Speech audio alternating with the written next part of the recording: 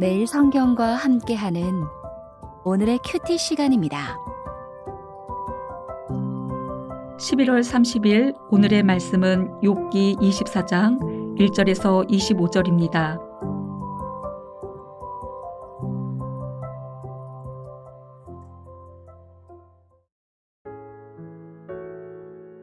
어찌하여 젖는 자는 때를 정해놓지 아니하셨는고, 그를 아는 자들이 그의 날을 보지 못하는고, 어떤 사람은 땅의 경계표를 옮기며 양떼를 빼앗아 기르며 고아의 나귀를 몰아가며 과부의 소를 볼모 잡으며 가난한 자를 길에서 몰아내나니 세상에서 학대받는 자가 다 스스로 숨는구나.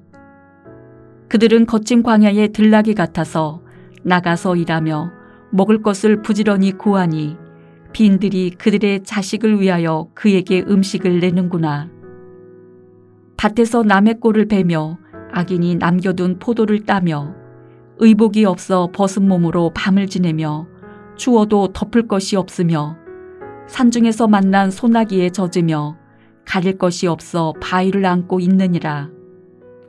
어떤 사람은 고아를 어머니의 품에서 빼앗으며 가난한 자의 옷을 볼모 잡음으로 그들이 옷이 없어 벌거벗고 다니며 곡식 이삭을 나르나 굶주리고 그 사람들의 담 사이에서 기름을 짜며 목말라 하면서 술투를 밟느니라. 성중에서 죽어가는 사람들이 신음하며 상한 자가 부르짖으나 하나님이 그들의 참상을 보지 아니하시느니라.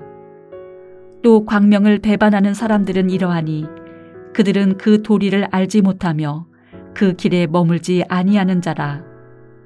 사람을 죽이는 자는 밝을 때에 일어나서 학대받는 자나 가난한 자를 죽이고 밤에는 도둑같이 되며 간음하는 자의 눈은 저물기를 바라며 아무 눈도 나를 보지 못하리라 하고 얼굴을 가리며 어둠을 틈타 집을 뚫는 자는 낮에는 잠그고 있으므로 광명을 알지 못하나니 그들은 아침을 죽음의 그늘같이 여기니 죽음의 그늘의 두려움을 알미니라. 그들은 물 위에 빨리 흘러가고 그들의 소유는 세상에서 저주를 받나니 그들이 다시는 포도원 길로 다니지 못할 것이라. 가뭄과 더위가 눈 녹은 물을 곧 빼앗나니 수올이 범죄자에게도 그와 같이 하느니라. 모태가 그를 잊어버리고 구더기가 그를 달게 먹을 것이라. 그는 다시 기억되지 않을 것이니 부리가 나무처럼 꺾이리라. 그는 임신하지 못하는 여자를 박대하며 과부를 선대하지 아니하는도다. 그러나 하나님이 그의 능력으로 강포한 자들을 끌어내시나니 일어나는 자는 있어도 살아남을 확신은 없으리라. 하나님은 그에게 평안을 주시며 지탱해 주시나 그들의 길을 살피시도다. 그들은 잠깐 동안 높아졌다가 천대를 받을 것이며 잘려 모아진 곡식 이삭처럼 되리라. 가령 그렇지 않을지라도 능히 내 말을 거짓되다고 지적하거나 내 말을 헛되게 만들 자 누구랴. 오늘도 하나님의 말씀과 은혜가 우리를 세심하게 이끌기를 기도합니다. 오늘 본문인 욥기 24장은 어제 본문인 23장에 이어서 엘리바스의 규범적 지혜에 대한 욥의 답변에 해당합니다. 욥은 계속해서 규범적 지혜에 대한 반론을 제기합니다. 1절에 어찌하여 전능자는 때를 정해놓지 아니하셨는고 그를 아는 자들이 그의 날을 보지 못하는고 라고 되어 있습니다. 여기서 그를 아는 자라는 말은 앞에서 소개된 규범적 지혜를 앞세우는 친구들을 뜻합니다. 하나님을 안다고 하는 자들, 순종하면 복을 받고 불순종하면 벌을 받는다고 믿는 그 유일한 규칙 안에서 모든 인생사를 해석하려는 사람들에게 욥이 반문합니다. 그를 아는 자들이 왜 그의 날을 보지 못하느냐?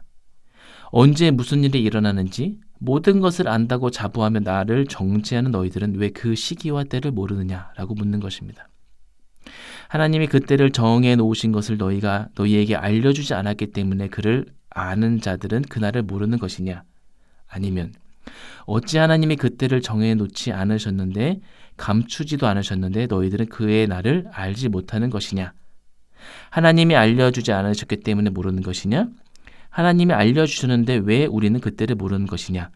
우리가 어떤 해석을 하든지 간에 결국 우리는 규범적 지혜로 모든 것을 다 설명할 수 없다는 것을 인정해야 되는 거 아니냐라고 문제 제기를 하는 것입니다. 우리가 다 알 수 없습니다. 우리가 다 예측할 수 없습니다. 모든 게 다 규칙 안에 있을 수 없다.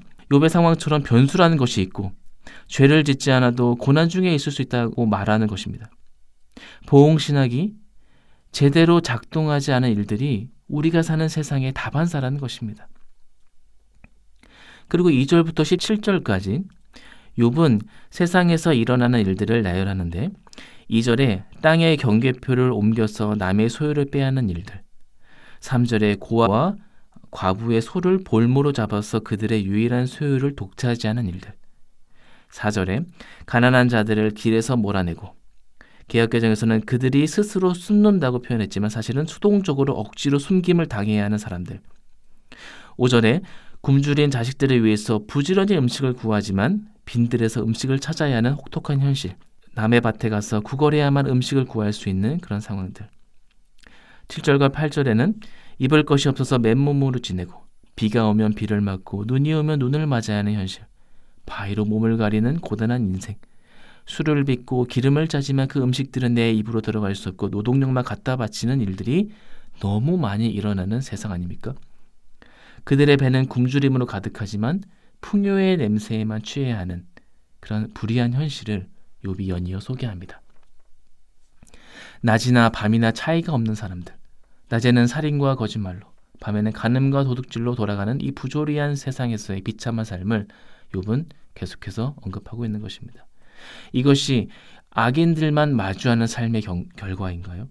악인이기 때문에 고난을 받는 것보다 사실은 악인들 때문에 고난을 받는 이들이 더 많은 게 우리의 현실 아닙니까? 이에 하나님은 악에 대한 심판으로 그들의 길을 살피시지만 동시에 악인의 삶을 유지하시고 심지어 아무 일 없이 살게 하시는 일도 많지 않습니까? 결국 인과응보로 세상사를 말끔하게 풀어낼 수가 없습니다. 물론 악인에 대한 심판이든 유보이든 그 모든 것을 손에 쥐고 이끄시는 분은 절대자이신 하나님이심을 우리가 분명히 믿습니다. 그러나 하나님 그 단 하나의 방식으로 세상을 이끌지 않으신다는 것입니다. 25절에 가령 그렇지 않을지라도 능히 내 말을 거짓되다고 지적하거나 내 말을 헛되게 만들 자 누구랴. 욥은 규범적 지혜로 세상이 돌아가야 하지만 의인은 복을 받고 악인은 벌을 받아야 하는 이 엄연한 규칙과 규범이 우리 삶을 이끌어가야 하지만 가령 그렇지 않더라도 악인이 곧 이 세상에서 벌을 받는 결말을 맞이하지 않더라도 누가 이러한 현실을 부정하고 거짓되다고 말할 수 있겠느냐. 인간의 삶에 있어서 패턴과 신앙의 규칙들은 너무 중요합니다. 하지만 그렇지 않더라도 우리는 이 세상을 받아들이고 또 다른 접근과 시선으로 하나님과 사람을 대해야 한다는 교훈을 우리에게 주고 있습니다. 그래서 반성적 지혜가 필요합니다. 규칙 너머에서 일하시는 하나님 앞에서 악인에 대한 심판이 늦어지더라도 실망하지 않고 고난을 받는 의인의 모습을 보고도 하나님이 일하시는 방식에 오해하지 않을 수 있으며 열심히 신앙생활을 해온 많은 분들이 인생의 어려움을 만날 때마다 절망하지 않을 수 있는 것입니다. 우리에게 규범적 지혜가 참 익숙하지만 알 수 없는 하나님의 그 반성적 지혜를 통해 우리의 신앙이 더 깊어지고 넓어지기를 소망합니다. 내가 내 인생을 바라볼 때뿐만 아니라 내가 타인의 인생을 바라볼 때도 겉으로 일어나는 현상에 쉽게 판단자의 자리에 서지 마시고 오늘도 우리에게 주어진 자리에서 인간의 영역을 넘어서 일하시는 하나님을 묵묵히 기다리는 삶을 살기를 소망합니다. 함께 기도하겠습니다. 하나님 아버지, 이해할 수 없는 일들이 너무 많습니다. 우리가 보고 들은 대로 세상이 돌아가지 않을 때가 너무나 많습니다. 그럼에도 불구하고 이 세상에서 그리스도인으로 살아가는 지혜를 계속 배우게 하옵소서. 이 모든 말씀 우리 주 예수 그리스도의 이름으로 기도합니다. 아멘.